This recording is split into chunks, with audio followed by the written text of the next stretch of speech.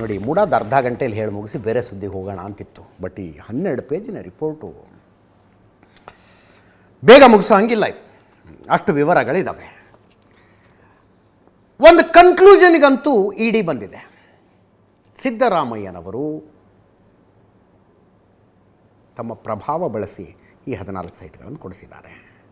ಯಾವುದೇ ಪ್ರಾಸೆಸ್ಸೇ ಫಾಲೋ ಆಗಿಲ್ಲ. ಅಲ್ಲಿ 50-50 ಸೈಟ್ ಹಂಚಿಕೆ ಮಾಡೋದಕ್ಕೆ ಏನು ಪ್ರಾಸೆಸ್ಸು ಅನ್ನೋದು ಹೇಳಿದೆ ನಿಮಗೆ. ಆ ನಟೇಶು ತಮ್ಮ ಜಮೀನು ಕೊಟ್ಟಂಗೆ ಕೊಟ್ಟುಬಿಟ್ಟಿದ್ದಾರೆ. ತಮ್ಮ ಜಮೀನು ಯಾವನು ಕೊಡ್ತಾನೆ ರೀ ಹಂಗೆ? ಅಂದರೆ ನಂದಲ್ಲ, ನಮ್ಮ ಅಪ್ಪಂದಲ್ಲ, ಯಾರ್ದೋ ದುಡ್ಡು ಎಲ್ಲ ಮುಂದೆ ಜಾತ್ರೆ ಅನ್ನೋ ಹಾಗೆ ಸಿದ್ದರಾಮಯ್ಯನವರ ಪತ್ನಿ ತಗೊಳ್ಳಿ ಅದು ಸೈಟ್, ತಗೊಳ್ಳಿ ಇದು ಸೈಟ್ ಅಂತ ಕೊಟ್ಟಿದ್ದಾರೆ. ಇದರಲ್ಲಿ ಸ್ಪಷ್ಟವಾಗಿದೆ ರಿಪೋರ್ಟ್ನಲ್ಲಿ. ಅಲ್ಲಿ ತನಕ ಇಡೀ ಪ್ರಾಸೆಸ್ನಲ್ಲಿ ಆಯಿತು. ಸಿದ್ದರಾಮಯ್ಯನವರ ಪತ್ನಿ ಒಂದು ಪತ್ರ ಬರೆದ್ರು, ಟಪಾಲ್ನಲ್ಲಿ ರಿಸೀವ್ ಆಗಬೇಕು, ಈ ಸೆಕ್ಷನ್ನಿಂದ ಆ ಸೆಕ್ಷನ್ನಿಗೆ ಹೋಗಬೇಕು, ಏನೂ ಇಲ್ಲ. ಯಾವ ಸೆಕ್ಷನ್ನಲ್ಲೂ ಆ ಪತ್ರದ ಮಾಹಿತಿನೇ ಇಲ್ಲ. ನೇರವಾಗಿ ಕಮಿಷನರ್ ನಿರ್ಧಾರ ಮಾಡಿದ್ದಾರೆ. ಫಾಲೋ ಅಪ್ ಮಾಡಿದ್ಯಾರು? ಸಿದ್ದರಾಮಯ್ಯನವರು PA, ಅದು ಯಾರ? CT Kumar. Case worker statement ಇದೆಯಂತೆ, CT ಕುಮಾರ್ ಹೇಳ್ದಂಗೆ ಮಾಡಿದ್ವಿ ಅಂತ. ಆ CT ಕುಮಾರನ ಮೊಬೈಲ್ ತಗೊಂಡು ಚೆಕ್ ಮಾಡಿದ್ರೆ ಮೂಡಾ ಕಮಿಷನರು ನಗರಾಭಿವೃದ್ಧಿ ಇಲಾಖೆಯ ಕಮಿಷನರ್ಗೆ ಬರೆದ ಪತ್ರದ ಕಾಪಿ ಇಲ್ಲಿದೆಯಂತೆ ಇವ್ರ ಹತ್ರ. ಅದು ಏನು, ನಗರಾಭಿವೃದ್ಧಿ ಕಮಿಷನರ್ಗೆ ಹೋಗೋದಕ್ಕಿಂತ ಮುಂಚೆ ಸಿದ್ದರಾಮಯ್ಯನವ್ರ PA ಹತ್ರ ವಾಟ್ಸಪ್ನಲ್ಲಿ ಬರುತ್ತಾ ಪತ್ರ. ಇಡಿ ಅವ್ರು ಕೇಳ್ತಾರೆ, ಈ ಪತ್ರ ನಿನ್ನ ಹತ್ರ ಹೆಂಗೆ ಬಂತು ಅಂದರೆ ಉತ್ತರ ಇಲ್ಲ ಆ ಮನುಷ್ಯನ ಹತ್ರ. CT ಕುಮಾರ್ ಸಿದ್ದರಾಮಯ್ಯನವರ ಪತ್ನಿಯ ಪರವಾಗಿ CT ಕುಮಾರ ಸೈನ್ ಹಾಕಿದ್ದು. ಈ ಸೈನ್ ನೀನು ಹಾಕಿದ್ದು ಅಂದ್ರೆ ಹೌದು ಅಂತ ನನ್ನ ತಾತ. ಪಾರ್ವತಿಯವರು CT ಕುಮಾರ್ಗೆ ನಾನು ಅಥರೈಸೇಷನ್ ಬರೆದು ಕೊಡ್ತೀನಿ, ನನ್ನ ಪರವಾಗಿ ಸಹಿ ಹಾಕೋದಕ್ಕಂತ ಏನಾದ್ರು ಬರೆದು ಕೊಟ್ಟಿದ್ರ ನಿನಗಂದ್ರೆ ಇಲ್ಲ. ಮತ್ತು ಹೆಂಗೆ ಸೈನ್ ಹಾಕಿದೆ ಅಂದ್ರೆ ಉತ್ತರ ಇಲ್ಲ. ಇಲ್ಲಿಗೆ ಬಂದು ನಿಂತಿದೆ ಹಣೆ ಬರ. ಇದು ಆ 14 ಸೈಟ್ಗಳ ವಿಷಯದಲ್ಲಿ ಇಡಿ ತನಿಖೆ ಸ್ಪಷ್ಟ ಇದೆ. ಇನ್ನು ಒಟ್ಟಾರೆ ಮೂಡ ಇವ್ರು ಹೇಳೋದು 400 ಚಿಲ್ಲರೆ ಕೋಟಿ, ಅದೇನೋ ಗೈಡೆನ್ಸ್ ವ್ಯಾಲ್ಯೂ ಅಂತಾರೆ, ಗೈಡೆನ್ಸ್ ವ್ಯಾಲ್ಯೂ 400 ಚಿಲ್ಲರೆ ಕೋಟಿ, market value more than 700 crores, 1095 ಸೈಟ್ಗಳನ್ನು ಬೇಕಾಬಿಟ್ಟಿ ಹಂಚಿಕೆ ಮಾಡಿದ್ದಾರೆ. ಆ್ಯಕ್ಚುಲಿ ಸಂಕಟ ಆಗೋದಿಲ್ಲಿ. ಈ ಮೂಡ, BDA, ಹುಬ್ಳಿ ಧಾರವಾಡದಲ್ಲಿ ಹುಡ, ಬಳ್ಳಾರಿಯಲ್ಲಿ ಬುಡ, ಇವೆಲ್ಲ ಯಾಕೆ ಬಂದ್ವು? ಇವೆಲ್ಲ ಮಾಡಿದ್ದು ಯಾಕಿದೆ? ಮಧ್ಯಮ ವರ್ಗದವರು ಒಂದು ಸ್ವಂತ ಮನೆ ಕಟ್ಕೊಳ್ಳೋ ಕನಸು ಕಾಣ್ತಾ ಇದ್ದಾರಲ್ಲ, ಅವ್ರ ಕನಸು ಈಡೇರಲಿ ಅನ್ನೋ ಕಾರಣಕ್ರಿ ಒಂದೊಂದು ಸೈಟ್ ಸಿಗಲಿ ಅವರಿಗೆ ಅಂತ. ದುಡ್ಡು ಮಾಡೋಕ್ಕೆ, ಪ್ರಾಫಿಟ್ ಮಾಡೋದಕ್ಕೆಲ್ಲ ಇವುಗಳನ್ನು ಮಾಡಿದ್ದು. ಜಮೀನುಗಳನ್ನು ಖರೀದಿ ಮಾಡಿ, ಅಕ್ವೈರ್ ಮಾಡಿಕೊಂಡು ಅವುಗಳಲ್ಲಿ ಲೇಔಟ್ ಮಾಡಿ ಸಾಧ್ಯ ಆದಷ್ಟು ಕಡಿಮೆ ಬೆಲೆಗೆ ಮಧ್ಯಮ ವರ್ಗದವ್ರಿಗೆ ಒಂದು ಸೈಟ್ ಹೋಗಲಿ ಅಂತ. ಮನೆ ಇಲ್ಲದೆ ಇರೋರಿಗೆ ಮನೆ ಕೊಡಬೇಕು, ಅವ್ರ ಕನಸು ಈಡೇರಬೇಕು ಅಂತ. ಕನಸು ಈಡೇರುತ್ತೆ ಅಂತ ಜನ ಅಪ್ಲಿಕೇಶನ್ ಹಾಕಿ ದುಡ್ಡು ಕಟ್ಟಿ ಬಾಯಿ ತಕ್ಕೊಂಡು ಕಾಯ್ತಾ ಇದ್ರು. ಈಗ ಸಿಗುತ್ತೆ, ಇನ್ನೊಂದು ಸ್ವಲ್ಪ ಹೊತ್ತಿಗೆ ಸಿಗುತ್ತೆ, ಈ ವರ್ಷ ಸಿಗುತ್ತೆ, ಮುಂದಿನ ವರ್ಷ ಸಿಗುತ್ತೆ. ಎಲ್ಲಿ ಸಿಗುತ್ತೆ ಈ ರೀತಿ ಬೇಕಾಬಿಟ್ಟು? ಒಂದೊಂದು ಸಲ ಸಿಟ್ಟು ಬರುತ್ತೆ, ಹೊಟ್ಟೆಗೆ ಅಂತ ತಿಂತಾರೆ ಇವರು ಅನ್ಸುತ್ತೆ. ತನಿಖೆ ಇನ್ನೂ ಪೂರ್ತಿಯಾಗಿಲ್ಲ ಇಡಿದು. ಅರ್ಧ ತನಿಖೆಯಲ್ಲೇ 1095 ಸೈಟಿನ ವಿಷಯ ಹೊರಗೆ ಬಂದಿದೆ. 700 ಕೋಟಿದು ಬೇಕಾಬಿಟ್ಟಿ ಅಂದರೆ ಬೇಕಾಬಿಟ್ಟಿ ಹಂಚಿಕೆ. ಹೆಂಗೆ ಹಂಚಿಕೆ ಮಾಡಿದ್ದಾರೆ? ಯಾರೋ ಒಬ್ಬ ಮೂಡಾಗ ಅಪ್ಲಿಕೇಶನ್ ಹಾಕ್ತಾನೆ, 1970ರಲ್ಲಿ ನಮ್ಮ ಮುತ್ತಜ್ಜನ ಜಮೀನನ್ನು ನೀವು ತಗೊಂಡಿದ್ರಿ, ಅದಕ್ಕೆ ಪರಿಹಾರನೇ ಕೊಟ್ಟಿಲ್ಲ, ಈಗ ಕೊಡಿ ನಮಗೆ ಅಂತ ಕೇಳ್ತಾನೆ ಆತ. ಈಗ ಕೊಡಿ ನಮಗೆ ಪರಿಹಾರ. ಯಾರೋ ಅವನ ಹತ್ರ, ಯಾರಪ್ಪ ನಿಮ್ಮ ಮುತ್ತಜ್ಜ, ಎಲ್ಲಿತ್ತು ಅವನ ಜಮೀನು, ಯಾವಾಗ ಮೂಡ ತಗೊಂಡಿತ್ತು, ಅವನು ನಿಮ್ಮ ಮುತ್ತಜ್ಜ ಅನ್ನೋದಕ್ಕೆ ನಿನ್ನ ಹತ್ರ ಏನು ಸಾಕ್ಷಿ, ಎಲ್ಲಿದೆ ವಂಶವೃಕ್ಷ ಕೇಳಬೇಕಲ್ವ? ಏನೂ ಕೇಳಿಲ್ಲ ಇವರು. ತಗಂಬ ಅಪ್ಲಿಕೇಶನ್ನು, ತಗ 15 ಸೈಟು, ತಗ 20 ಸೈಟು, ಹಂಗೆ ಕೊಟ್ಟಿರೋದು. ಬೇನಾಮಿ ಅಂತ ಶಬ್ದ ಬಳಸಿ ಇಡಿ ರಿಪೋರ್ಟ್ ಬಂದಿದೆ. ಬೇನಾಮಿ ಅಲಾಟ್ಮೆಂಟ್ಗಳು. ಅದಕ್ಕೆ ಅಡ್ಜಸ್ಟ್ಮೆಂಟ್ ಮೂಡಾದ ಕಮಿಷನರ್ಗಳ ಜೊತೆ ಅಲಾಟ್ಮೆಂಟ್ ಮಾಡಿಸಿಕೊಂಡವರು ಯಾರು? ಪಕ್ಕಾ ರಿಯಲ್ ಎಸ್ಟೇಟ್ ಕುಳಗಳು. 50-50 ಕಂಪನ್ಸೇಷನ್ ಸೈಟ್ ಕೊಡುವ ನಿಯಮ 2023ರಲ್ಲಿ ರದ್ದಾಗತ್ತೆ. ರದ್ದು. ಇನ್ನು ಮುಂದೆ 50-50 ಸೈಟ್ ಕೊಡಬಾರ್ದು ಅಂತ. ಅದಾದ ಮೇಲೆ 252 ಸೈಟ್ ಮೂಡ ಕೊಡುತ್ತೆ. 252 ಸೈಟು. ಯಾರೂ ಹೇಳೋರು ಕೇಳೋರು ಇರಲಿಲ್ವಾ ಇವ್ರಿಗೆ? ಯಾರೂ ಇರಲಿಲ್ವಾ ಹೇಳೋರು ಕೇಳೋರು? BJP ಸರ್ಕಾರ ಇತ್ತು, ಮರಿಗೌಡ ಮುಡಾದ ಅಧ್ಯಕ್ಷರಾಗಿದ್ದರು, ದಿನೇಶ್ ಕುಮಾರ್ ಮುಡಾದ ಕಮಿಷನರ್ ಆಗಿದ್ದರು. 50-50 ನಿಯಮ ರದ್ದಾದ ನಂತರ 252 ಸೈಟ್ ಹಂಚಿಕೆ ಮಾಡ್ತಾರೆ ಇವರು 50-50 ನಿಯಮದ ಅಡಿಯಲ್ಲಿ. ಅದಕ್ಕೆ ವಾಪಸ್ ಇವ್ರಿಗೇನಾರು ಬೇಕಲ್ಲ ಅದನ್ನು ಮಾಡಿದ್ದಕ್ಕೆ. ಇಡಿ ತನಿಖೆ ಹೇಳುತ್ತೆ, ಯಾರೋ ಒಬ್ಬ ಜಯರಾಮು ಅಂತ ರಿಯಲ್ ಎಸ್ಟೇಟು ಬಿಲ್ಡ್ರು, ಆತನಿಗೆ ಎಷ್ಟೋ ಒಂದು 16 ಸೈಟನ್ನು ಕೊಡ್ತಾರೆ ವಾಪಸ್ ಇವ್ರಿಗೆ. ಆತ ಮರಿಗೌಡ್ರ ಹೆಂಡತಿ ಹೆಸರಿಗೆ ಒಂದು ಸೈಟ್ ಬರೆದು ಕೊಡ್ತಾರೆ. ಆಯ್ತಪ್ಪ, ಮರಿಗೌಡ್ರ ಹೆಂಡತಿ ದುಡ್ಡು ಕೊಟ್ಟು ಖರೀದಿ ಮಾಡಿದ್ರೆ ಆ ಮಾತು ಬೇರೆ, ಖರೀದಿ ಇಲ್ಲ. ಜಯಶ್ರೀ ಅಂತ ಮರಿಗೌಡ್ರ ಹೆಂಡತಿ, ಅವ್ರಿಗೆ ಜಯರಾಮು ಸೈಟ್ ಬರೆದು ಕೊಡೋದು ಅಲ್ರಿ. ಮಲ್ಲಿಕಾರ್ಜುನ ಸ್ವಾಮಿ ಪಾರ್ವತಿ ಅವ್ರಿಗೆ ಸೈಟ್ ಬರೆದು ಕೊಟ್ಟರೆ, ಜಾಗ ಬರೆದು ಕೊಟ್ಟರೆ ಅದಕ್ಕೊಂದು ಅರ್ಥ ಇದೆ. ಅಣ್ಣ ತಂಗಿ ಕೊಟ್ಟಿದ್ದಾನೆ, ರಕ್ತ ಸಂಬಂಧ, ಗಿಫ್ಟ್ ಇಡು, ಅರಿಶಿಣ ಕುಂಕುಮ. ಜಯರಾಮಗೂ ಜಯಶ್ರೀಗೆ ಏನು ರೀ ಸಂಬಂಧ? ಏನು ಸಂಬಂಧ? ಕೊಡಬೇಕಲ್ಲ ಎಕ್ಸ್ಪ್ಲನೇಷನ್ನು. ಕೇಳೋರು ಇರಲಿಲ್ಲ ಅಲ್ಲಿ. ಅದಕ್ಕೆ ಏನಂತ ಕರೆದ್ರು? ಸೆಟ್ಲ್ಮೆಂಟ್ ಡೀಡ್ ಅಂತ ಕರೆದ್ರು. ಸೆಟ್ಲ್ಮೆಂಟ್ ಡೀಡ್ಗಳು. ನಾನು ಇವ್ರಿಗೆ ಸೈಟ್ ಕೊಟ್ಟೆ. ಯಾಕೆ ಕೊಟ್ರಿ? ಇಲ್ಲ. ಅವ್ರೇನಾದ್ರು ದುಡ್ಡು ಕೊಟ್ರಾ? ಎಕ್ಸ್ಪ್ಲನೇಷನ್ ಇಲ್ಲ. ಏನು ನಿಮ್ಮ ಹತ್ರ ಸಾಲ ತಗೊಂಡಿದ್ರ ಅವರು? ಗೊತ್ತಿಲ್ಲ. ಕೊಟ್ಟನಪ್ಪ ಅಷ್ಟೇ. ಈ ರಿಪೋರ್ಟ್ನಲ್ಲಿ ಮೂಡಾದ ಅಂದಿನ ಕಮಿಷನರ್ ದಿನೇಶ್ ಕುಮಾರ್ ದುಡ್ಡು ತಗೋತಾ ಇದ್ರು. ಆ ದುಡ್ಡನ್ನು ಇನ್ ಟರ್ಮ್ ಆ ಜಯರಾಮು ಏನು ಬಿಲ್ಡರ್ ಇದಾನಲ್ಲ, ಅವ್ರದ್ದೊಂದು ಕೋಆಪರೇಟಿವ್ ಸೊಸೈಟಿ ಇತ್ತಂತೆ, ಅಲ್ಲಿ ಹೋಗಿ ಡೆಪಾಸಿಟ್ ಮಾಡ್ತಿದ್ರಂತೆ ದಿನೇಶ್ ಕುಮಾರು. ಅಲ್ಲಿ ಡೆಪಾಸಿಟ್ನ ದುಡ್ಡಿನಲ್ಲಿ ಪೇಮೆಂಟ್ ಮಾಡಿ ಸಂಬಂಧಿಗಳ ಹೆಸರಿನಲ್ಲಿ ಜಮೀನು ಖರೀದಿ ಮಾಡ್ತಿದ್ರಂತೆ. ಸಂಬಂಧಿಗಳ ಹೆಸರಿನಲ್ಲಿ ಜಮೀನು ಖರೀದಿ. ಇಷ್ಟು ಸಿಕ್ಕಿದೆ ಇದು. ಭಾಳ ಜನ ಕೇಳ್ತಾರೆ, ಇಡಿಗೇನು ಕೆಲಸ ಇಲ್ಲಿ, ಇಡಿಗೇನು ಕೆಲಸ ಇಲ್ಲಿ? ಇಡಿ ಬರೋದು ಯಾವಾಗ? Prevention of money laundering act attract ಆಗುವ ಆಫೆನ್ಸ್ ನಡೆದಾಗ ಅಲ್ವಾ ಇದು ಮನಿ ಲಾಂಡ್ರಿಂಗು?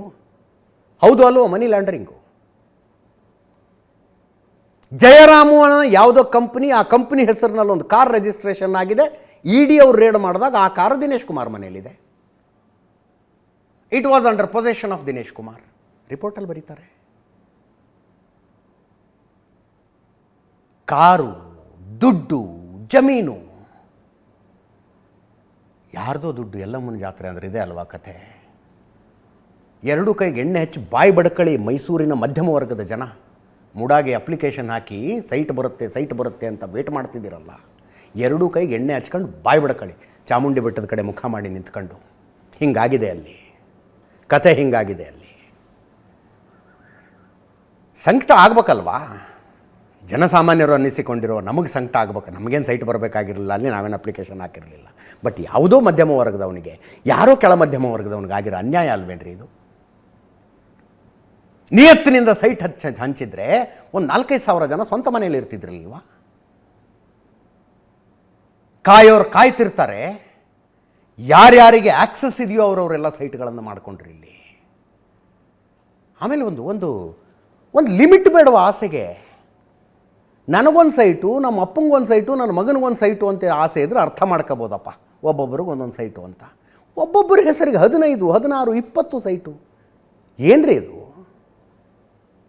ಇನ್ನೊಬ್ರು ಯಾರೋ ಓರಲ್ಲಿ ಹೇಳಿದ್ರು ನಂಗೆ, ಒಂದೇ ಕುಟುಂಬಕ್ಕೆ 70 ಸೈಟ್ ಹೋಗಿದ್ದಾವೆ ಅಂತ. ನನ್ನ ಹತ್ರ ಡಾಕ್ಯುಮೆಂಟ್ ಇಲ್ಲ, ನಾನು ಮಾತಾಡ್ತಿಲ್ಲ. ಇಲ್ಲಿ ತನಕ ಏನೇನು ಹೇಳಿದ್ದೀನೋ ಅದೆಲ್ಲವೂ ಇಡಿ ತನಿಖೆಯಲ್ಲಿ ಬಂದಿರೋದನ್ನು ಹೇಳಿದ್ದೀನಿ ನಾನು. ಹೊಟ್ಟೆಗೆ ಅನ್ನ ತಿನ್ನೋರು ಯಾರು ಈ ಕೆಲಸ ಮಾಡ್ತಾರಾ? ಇದನ್ನು ಮಾಡೋದಕ್ಕೆ ಇವರಿಗೆ ಸರ್ಕಾರಿ ಸಂಬಳ ಕೊಟ್ಟು, ಓಡಾಡೋದಕ್ಕೆ ಕಾರ್ ಕೊಟ್ಟು, ಇರೋದಕ್ಕೆ ಮನೆ ಕೊಟ್ಟು, ಅದೆಲ್ಲ ಯಾರ ದುಡ್ಡಿನಲ್ಲಿ? ನಾವು ನೀವು ಕೊಟ್ಟ ತೆರಿಗೆ ದುಡ್ಡಿನಲ್ಲದು. ನಿಯತ್ತಾಗಿ ಸೈಟ್ ಹಂಚಿಕೆ ಮಾಡ್ರಯ್ಯ ಅಂದರೆ ಮಾಡಿಟ್ಟಿದ್ದಾರೆ ಇಂಥ ಕೆಲಸನ.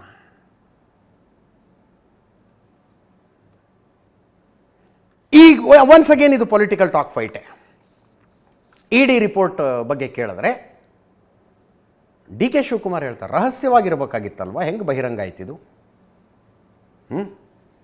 ರಹಸ್ಯವಾಗಿರಬೇಕಾಗಿತ್ತಲ್ವ, ಹೆಂಗೆ ಬಹಿರಂಗ ಆಯಿತು ಅಂತ ಮುಖ್ಯಮಂತ್ರಿಗಳೇ ಹೇಳ್ತಾರೆ. ಇದು ಪೊಲಿಟಿಕಲ್ ಅಜೆಂಡಾ. ಇಡಿ ಎಂಟ್ರಿನೇ ರಾಜಕೀಯ ಪ್ರೇರಿತ. ಕೋರ್ಟ್ನಲ್ಲಿ ಕೇಸ್ ನಡೀತಾ ಇದ್ದಾಗ ತನಿಖೆ ಅಂದರೆ ಏನರ್ಥ? ಮುಖ್ಯಮಂತ್ರಿಗಳ ಮಾತಾಡೋದು ಕೇಳಿಸ್ಕೊಳ್ಳಿ. ಫಸ್ಟ್ CM ಮಾತಾಡೋದು ಕೇಳಿಸ್ಕೊಳ್ಳಿ. ಶೀಟ್ ಎಂಕ್ವೈರಿ ಮಾಡ್ತಾ ಇದ್ದಾರೆ ಲೋಕಾಯುಕ್ತವರು. ಎಂಕ್ವೈರಿ ಮಾಡಿ ಅವರು ರಿಪೋರ್ಟ್ ಕೊಡಬೇಕು. ಅವ್ರ ಮೇಲೆ ಇನ್ಫ್ಲೂಯೆನ್ಸ್ ಆಗಲಿ ಅಂತೇಳಿ ಮಾಡಿದ್ದಾರೆ. ದಿಸ್ ಈಸ್ ಪ್ರಿಜುಡಿಷಿಯಲ್ ಆಗಲಿ ಅಂತೇಳಿ ಮಾಡಿರ್ತಕ್ಕಂಥದ್ದು. ಇಟ್ ಈಸ್ ರಾಜಕೀಯ ಪ್ರೇರಿತ, ರಾಜಕೀಯ ದುರುದ್ದೇಶದಿಂದ ಮಾಡಿರ್ತಕ್ಕಂಥದ್ದು. ಇಡಿಯವರು ಅವರಿಗೆ ಫಸ್ಟ್ ಆಫ್ ಆಲ್ ತನಿಖೆ ಮಾಡಲಿಕ್ಕೆ ಅಧಿಕಾರನೇ ಇಲ್ಲ. ಗವರ್ನರ್ ಹೇಳಿರೋದೇನು, ತನಿಖೆ ಮಾಡಿ ಇದನ್ನ ಕೊಡಿ ಅಂತ, ಲೋಕಾಯುಕ್ತ ಪೊಲೀಸ್ನವ್ರು ಕೊಡಿ ಅಂತ. ಡಿಸ್ಟ್ರಿಕ್ಟ್ ಕೋರ್ಟ್ನವ್ರು ಏನಂತ ಹೇಳಿರೋದು, ಡಿಸೆಂಬರ್ 24 ಒಳಗಡೆ ತನಿಖೆ ಮಾಡಿ ರಿಪೋರ್ಟ್ ಕೊಡಿ ಅಂತ ಹೇಳಿದರು. ಅವರು ತನಿಖೆ ಮಾಡ್ತಾ ಇದ್ದಾರೆ. ಇವರು ಯಾಕೆ ಲೆಟರ್ ಬರೀತಾರೆ? What is their intention? It is deliberate ಅಲ್ಲ, ರಾಜಕೀಯವಾಗಿ ಅವರು ಈ ಕೇಸನ್ನ ಮಾಡ್ತಾ ಇದ್ದಾರೆ. ಇದರಲ್ಲಿ ಯಾವ ಎನಿ ಎನ್ಕ್ವೈರಿ ಗುಪ್ತವಾಗಿ ನಡೆಯುವಂಥದ್ದು. ಏನಾದ್ರು ಕೋರ್ಟ್ಗೆ ಸಲ್ಲಿಸಬೇಕು. ಕೋರ್ಟ್ಗೆ ಸಲ್ಲಿಸದೆ ಮೀಡಿಯಾಗೆ ರಿಲೀಸ್ ಮಾಡ್ತೀನಿ ಅಂತಂದರೆ ಅದರಿಂದ ಅರ್ಥ ಆಗ್ತದೆ ಎಷ್ಟು ಡಿಪ್ರೆಷನ್ನಲ್ಲಿದ್ದಾರೆ, ಡಿಸ್ಟರ್ಬ್ ಆಗಿದ್ದಾರೆ ಅಂಥೇಳಿ. ಸೊ ಅದರಿಂದ ಏನು ಇಲ್ಲ ಅನ್ನೋದು ಕೂಡ ಅರ್ಥ ಆಗ್ತಾ ಇದೆ. ಆದರೂ ಚಿಂತೆ ಇಲ್ಲ. ನಮ್ಮ ಡ್ಯೂಟಿ, ನಮ್ಮ ಹೋರಾಟ, ನಮಗೆ ನ್ಯಾಯಾಲಯಗಳಲ್ಲಿ ನಂಬಿಕೆ ಇದೆ. ಇಡಿ ಇರೋದು ಎನ್ಫೋರ್ಸ್ಮೆಂಟ್ ಡೈರೆಕ್ಟರೇಟ್ ಅಲ್ಲ, ಅದು ರಾಜಕೀಯವಾಗಿ ವಿಚ್ ಹಂಟಿಂಗ್ ಏಜೆನ್ಸಿ. ಅದು ಆಪೋಸಿಷನ್ ಪಾರ್ಟಿಗಳನ್ನು ಟಾರ್ಗೆಟ್ ಮಾಡೋಕ್ಕೆ, ಆಪೋಸಿಷನ್ ಲೀಡ್ರ್ಗಳನ್ನು ಬಲಿ ಹಾಕಲಿಕ್ಕೆ ಅಷ್ಟೇ ಇಡಿ ಉದ್ಯೋಗ. ದೇಶದಲ್ಲಿ ಅವರು ಇಲ್ಲಿವರೆಗೂ ಯಾರ್ಯಾರ ಮೇಲೆ ಕೇಸ್ ಹಾಕಿದ್ದಾರೆ? ಬರೀ ರಾಜಕೀಯ ವಿರೋಧಿಗಳ ಮೇಲೆ ಕೇಸ್ ಹಾಕಿದ್ದಾರೆ. ಸ್ವಿಸ್ ಬ್ಯಾಂಕಲ್ಲಿ ದುಡ್ಡಿಟ್ಟಿರೋರ ಮೇಲೆ, ಒಬ್ಬರ ಮೇಲೆ ಇಡಿ ಅವರು ಯಾವುದಾದ್ರೂ ಕೇಸ್ ಹಾಕಿದರೆ ತೋರಿಸಿ. ಇವತ್ತು ಇಡಿ BJPಯ ಒಂದು ಅಂಗಸಂಸ್ಥೆ ಆಗಿದೆ. ಬರೀ ರಾಜಕೀಯ ವಿರೋಧಿಗಳಿಗೆ ಹಿಟ್ ಅಂಡ್ ರನ್ ಮಾಡೋದು. ನೋಡಿ, ಇನ್ನು ಇಡಿ ಅವ್ರದ್ದು ಕ್ವಶನೇಬಲು.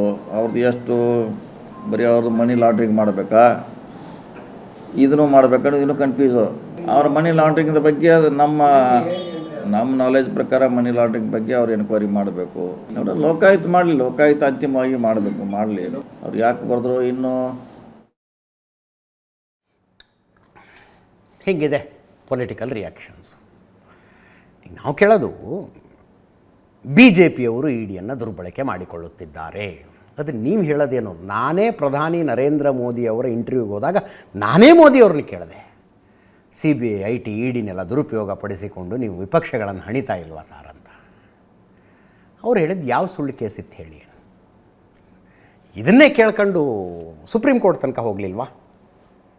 ಕೇಂದ್ರ ಸರ್ಕಾರ ನಮ್ಮ ವಿರುದ್ಧ ದೌರ್ಜನ್ಯ ಮಾಡ್ತಿದೆ ನೋಡಿ ಅಂತ. ಸುಪ್ರೀಂ ಕೋರ್ಟ್ ಏನು ಕೇಳ್ತು?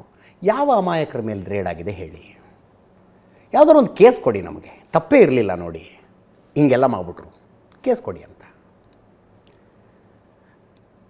ವಿಪಕ್ಷಗಳ ವಿರುದ್ಧ ಇಡಿ, IT, CBIಗಳ ದುರ್ಬಳಕೆ ಆಗ್ತಿಲ್ವಾ ಅಂದ್ರೆ ಆಗ್ತಿಲ್ಲ ಅಂತ ಹೇಳೋದಕ್ಕೆ ನಾನು ತಯಾರಿಲ್ಲ.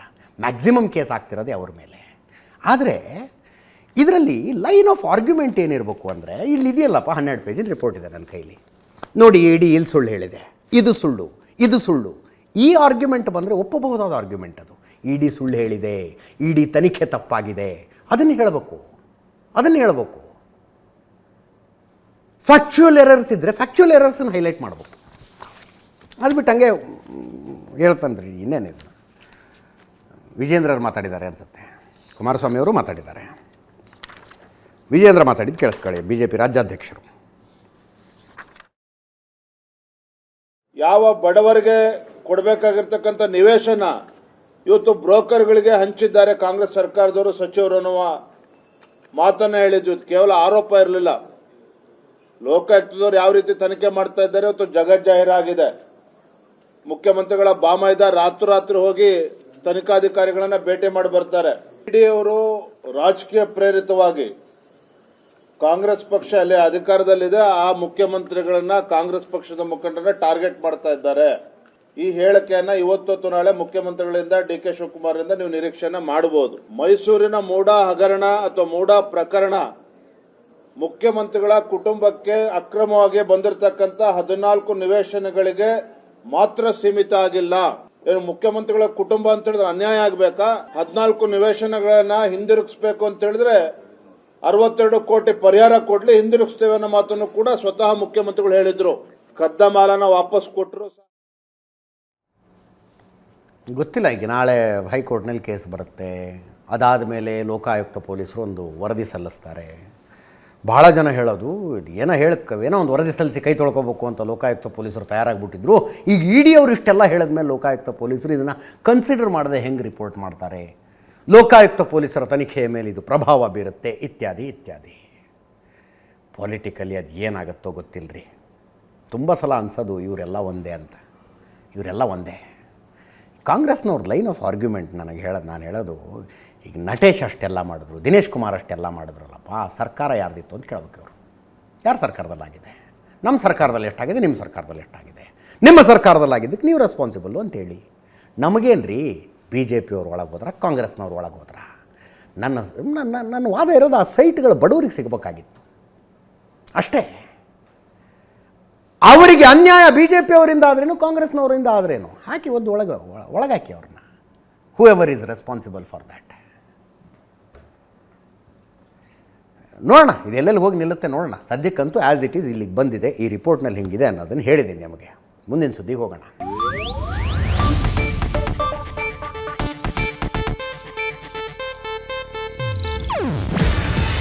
ಇದು ಏಷ್ಯಾನೆಟ್ ನ್ಯೂಸ್ ನೆಟ್ವರ್ಕ್ ಪ್ರಸ್ತುತಿ. ನೀವು ನೋಡ್ತಿದ್ದೀರಾ ಏಷ್ಯಾನೆಟ್ ಸುವರ್ಣ ನ್ಯೂಸ್.